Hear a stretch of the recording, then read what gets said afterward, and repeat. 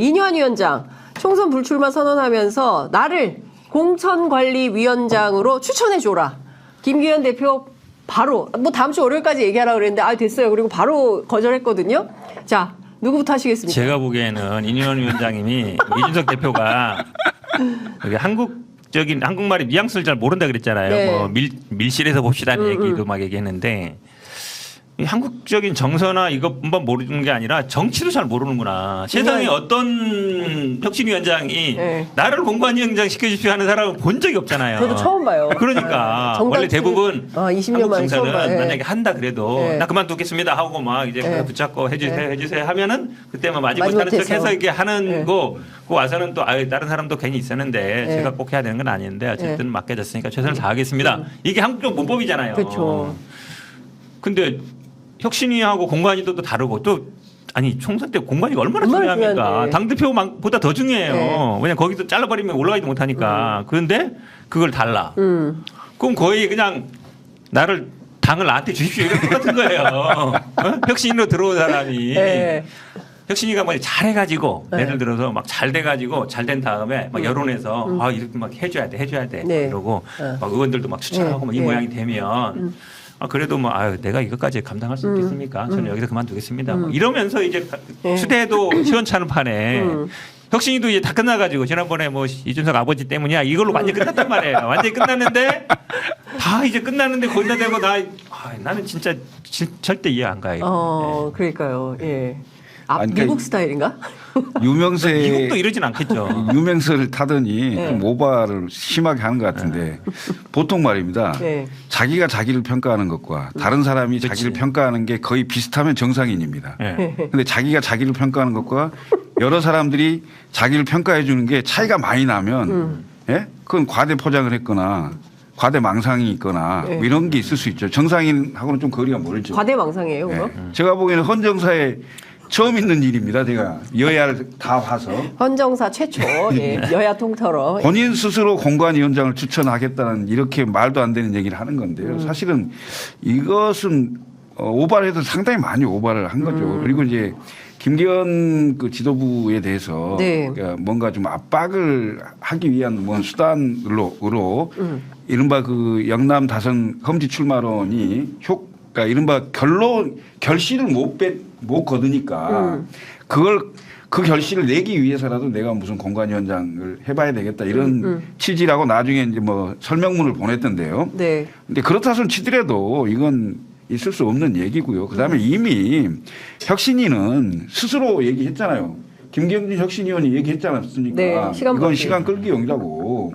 혁신위는 그 시간 끌기용으로 임무는 다 했죠. 네. 그러니까 지금 상황을 놓고 보자면 뭐 전권을 부여한 혁신이었어요. 김기현 대표가. 그러니까 강서보궐선거에 대해서 그 강서보궐선거 패배에 대한 책임을 지고 우리 당을 새롭게 혁신해 보겠다고 하면서 이뇨한 혁신위를 띄우고 정권을 줬는데 지금 파국적 상황에 와 있는 거 아니냐. 어떻게 될 걸로 전망하세요? 김기현 지도부와 이뇨한 혁신위의 마지막은 어떻게 전망하세요? 아니 어쨌든 팽팽하게 대립하다가 네. 무게추가 기울었잖아요. 김기현 쪽으로. 네. 김기현이랑 김기현 대표나 아니면 당 지도부나 이런 분들한테는 땡큐죠. 완전 땡큐잖아요. 막 이렇게 물러나라 했는데 이게 사실은 막 총선 때 가서 막 공천 과정에 나오면 정말 골치 아프거든요. 근데 미리 나와서 막 물러나라 하던 사람이 이제 스스로 자폭했으니까 자폭한 거잖아요. 자폭했기 때문에 이 얘기가 다 안 나올 거 아니에요. 저는 이제 김기현 쪽으로 약간 무게추가 기울었다. 네. 왜냐하면 처음에는 물러가라 하다가 그전에는 혁신위가 사퇴하면은 동반 사퇴할 거야 하다가 지금은 이제 혁신위가 그냥 알아서 잠수를 타기 때문에 이거 이제 김기현 체제는 그냥 가는 거죠. 그러니까 김기현 대표나 당 지도부나 윤핵관 이런 분들한테는 완전 땡큐죠. 그다음에 가장 이뇨한 위원장의 성과는 뭐냐면 대통령실 끌어들인 거예요. 윤심이 나한테 있다. 이게 왜냐면 공천 과정에 이게 나왔으면 아무 말도 못 해요. 네. 그 지금 윤핵관이나 지도부들이 그럴 거 아니에요. 일단 공천 받아야 되는데 근데 혁신위 과정에 윤심을 끌어들였단 말이에요. 그럼 어떤 문제가 생기냐면 그때 나왔을 때 모든 언론들이 윤심을 끌어들이면 나중에 공천 과정에 끌어들이면 이거 나중에 수석감인데 못하는데 그러면 윤석열 대통령도 공천 과정에 끼기가 쉽지 않은 과정이에요. 그러니까 미리 이제 예방 주사를 미리 맞아버린 거죠. 네. 그러니까 이 중진이나 윤핵관 이런 분들은 진짜 땡큐죠. 만약에 나중에 공시민위원장 된 사람이 와가지고 윤심이다 하는 순간 네. 바로 그러니까 인유한 골 난다 너 바로 인연골 날 거다라고 바로 공격 가능하겠죠. 네. 제가 보기에는 이 벌집을 너무 일찍 건드렸다라고 보여요. 어떻게 보십니까? 근데 뭐 다음 주 정도 되면 결국 네. 이제 4일까지 얘기했는데 뭐 4일 전에 이미 벌써 아이 뭐 그렇게 하시려고 지금까지 혁신위 활동하셨습니까? 네. 공관영 위원장 하시려고요. 그래서 사실상 거절을 한 거였고요. 네. 그다음에 무엇보다도 강서구청장 보궐선거의 패배의 원인과 대책, 그다음에 책임 소재를 가려서 총선에 싸워볼 만한 당으로 변모일신하는 게 목표잖아요. 그게 혁신위를 띄워서 하든 아니면 당 지도부가 얼굴을 다 바꾸든 네. 그건 뭐 그리고 대통령이 예를 들어서 뭐 국정운영 기조를 바꾸든 이렇게 해서 뭔가 변화된 모습으로 국민들에게 다가갈 수 있는 이런 상황이어야 되는데 결국은 한 달 조금 넘게 혁신위가 하면서 결국은 당 지도부하고 파열음만 내고 별 성과 없이 지금 사라지는 거잖아요. 네. 근데 뭐 이대로 예를 들면 김기현 지도부가 갈 것이다. 뭐 그렇게 예측하는 사람도 있겠지만 제가 봤을 때는 이마저도 무너질 거라고 생각해요. 아, 김기현 지도부도 왜냐하면 네. 지금 이제 12월 12일이 되면 예비후보 등록일이 됩니다. 맞습니다. 예비후보 등록일인데 예비후보 등록하려고 하는 분들이 당선 가능성이 어느 정도 있을런지 그다음에 특히 서울 수도권 같은 경우는 등록을 많이 안 할 수도 있을 거예요. 그 해서 뭐 할 건데 이런 생각도 할 거예요.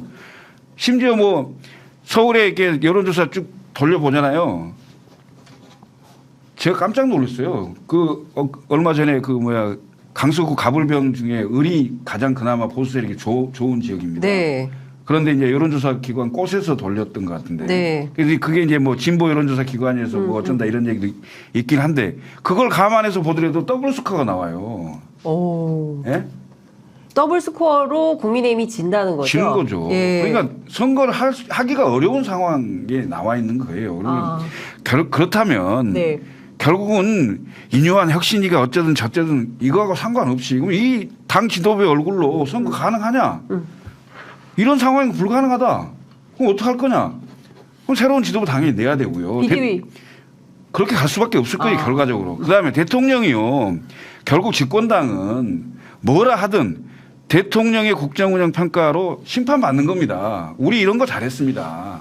이거 잘했으니까 대통령이 앞으로 더 일 잘하도록 국회 다수의석을 좀 주도록 해 주십시오. 힘을 모아 주십시오. 이렇게 얘기해야 될 거 아니에요.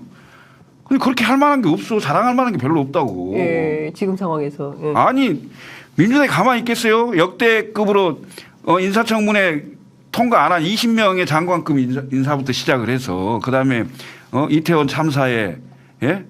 잼버리에 그다음에 이번에 엑스포에 뭐 그다음에 경제 성장률이 대부분 다 0%대에 머무르고 있고 민생 경제 어렵고 그렇잖아요. 우리 김청일 위원장은 우리 민주당으로 전략위원장으로 좀 영입 좀 해야 되겠는데. 아니 근데 맞는 말씀이에요. 그러니까 인요한 혁신위원장은 이 좀 여론에서 많이 얘기하면 정치를 할 것처럼 얘기하는데 예를 들어서 만약에 당을 어느 정도 혁신하려면 이준석 대표를 공격했으면 안 돼요. 손을 잡아야 되잖아요, 조금. 그래서 뭔가 외부에서 힘을 받아야 되는데 이준석 대표도 하고 그다음에 당 지도부와도 척지고 또 대통령실한테는 우리 전략 공천가 없습니다. 그러니까 대통령실 사람도 내가 가면 전략 공천 받아야 되나? 전략이라 하지만 공천에 좀 이득을 볼까? 단수로 받을까? 이러는데 아무도 편이 없는 거예요. 대통령실하고도 척지고 당 지도부 윤핵관하고도 척지고 이준석 대표하고도 척지고 그다음에 당 밖에는 또 어떤 사람들이 있냐면 혹시 내가 공관위원장 되면은 좋을 텐데 이런 사람들이 수십 명 있을 거란 말이에요. 그 사람들까지 척진 거 아니에요. 그러니까 완전히 제가 보기에 정치적으로는 이제 끝났다고 보고 지금 네. 말씀처럼 예.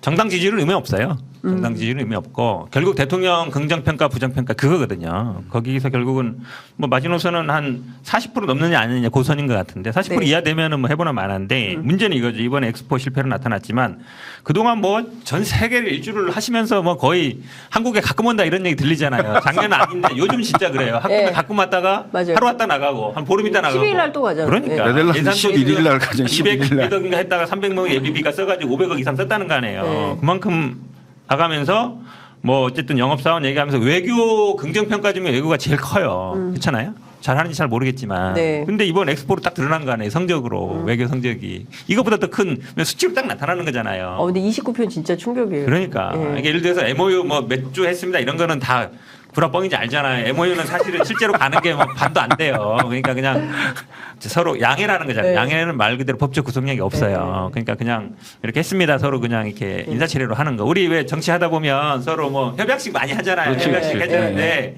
협약식 가지고 물론 협약식대로 왜 안 하냐고 문제 제기하는 시민단체도 있어요. 근데 대부분 사람들은 협약식은 그냥 협약이고 이건 서로 그냥 협조 차원이다라는 거 다 알잖아요.